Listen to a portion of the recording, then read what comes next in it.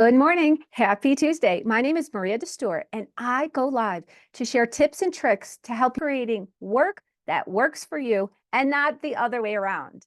And if you are in this job search right now and hitting apply, apply, apply, the shotgun, and if progress in your job search is applying to hundreds, if not thousands of openings, yes, because with those AI systems, it is now possible to apply for thousands of jobs.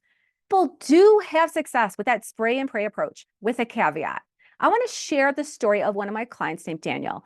He was a mid to upper level supply chain manager and he'd land about 5 screening interviews a week, and some of them would progress longer. But eventually, after 50 plus interviews, testing rounds, case studies, he was exhausted and frustrated, rightfully so. Ballpark he wanted to play in. What his skills positioned him to do, the size of the company, the industry, was it global? Not.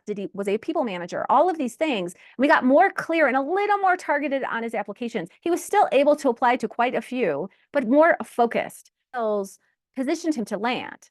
And then he landed not because of the spray and pray approach and numbers game, it was because he was a lot more aligned with what he was applying for.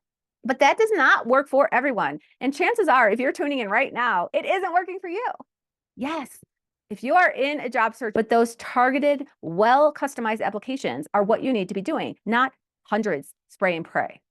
And if you are not taking the extra steps after you hit apply, maximizing your chances of being the chosen one.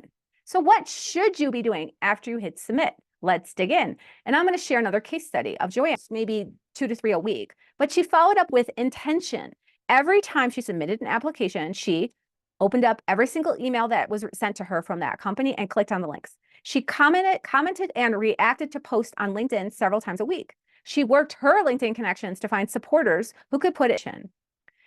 She tagged the company in thoughtful content that she created that aligned with their mission or problems they were currently facing. She even went as far as person. Yes. Her engagement was noticed, and by the time she had her first interview, the interviewer actually said, "I've seen your name pop up a few times. It's really great to meet you." She's already building relationships. And to recap, after you hit submit, do this. You just sent a clearly crafted and aligned resume and custom cover letter. No groaning with AI. It is so, which is why you cannot apply to thousands of jobs. Now what? It goes without saying, if you have a connection to someone who works there, talk to them probably before you even submit that resume to get insider information to include in your resume and cover years or a couple months because you heard me talking about it to grow that LinkedIn network. Here's where it pays off. Because yes, you might have a first connection at this company, but chances are you might have a second connection and those connection calls with people who work at the companies. Gain insights to include in your cover letter. See if the connection that you can talk to is connected to the decision maker. And if not, how can they move closer to talking to someone in that department or the actual hiring manager? Does this company have a candidate referral program? Sometimes employees can refer candidates and they actually get a bonus if your application is referred in by an employee. Often that means you get to skip the initial tracking screening and you get to jump the line of all the other hundreds of applicants and get your stuff looked at by the hiring manager. That is progress. And if you don't have a connection at that, by looking at people who work at that company who are posting on LinkedIn and commenting on their stuff, after a few conversations back and forth, especially when you're at, but here are some other steps to take if you don't have that connection.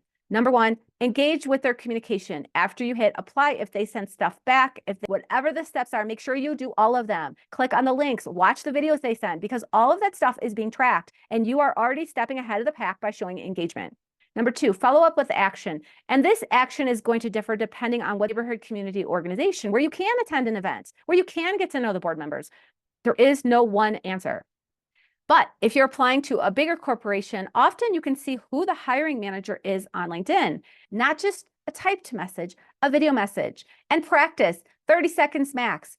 Show your enthusiasm and understanding of the company. Talk about why you are the right person and the problems you're going to solve. Again, do you have a connection that can get your application in front of the hiring manager? Do they have any events that you can attend? I've applied for jobs at big corporate and they have tons of launch.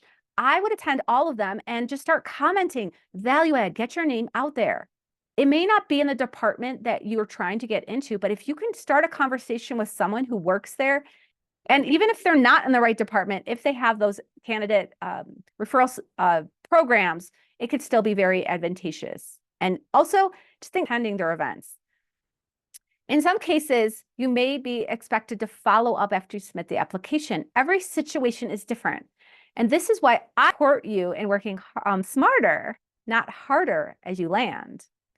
Because you're not just applying, you're building a case for why you are the solution to their problems, the best candidate. Go above and beyond, learn everything you can about the custom. If this conversation is lighting a fire under you, then I suggest you check out my July 29th video recording where I shared together and still get hired. Go ahead and find that on my YouTube channel or in my archives on LinkedIn. 2026 is right around the corner. And you're like, what, Maria, it's only August. Well, the hiring process is routinely taking up to 2 months.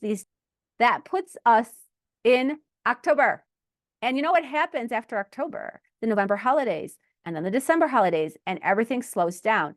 If you want to get a job in 2025, you need to schedule your free complimentary call with me, and we can talk about your strategy, specifically your personal branding. Happy to help. And join me next week where the topic of the conversation, or just avoiding it, let's talk. Have a great week. I'll see you soon.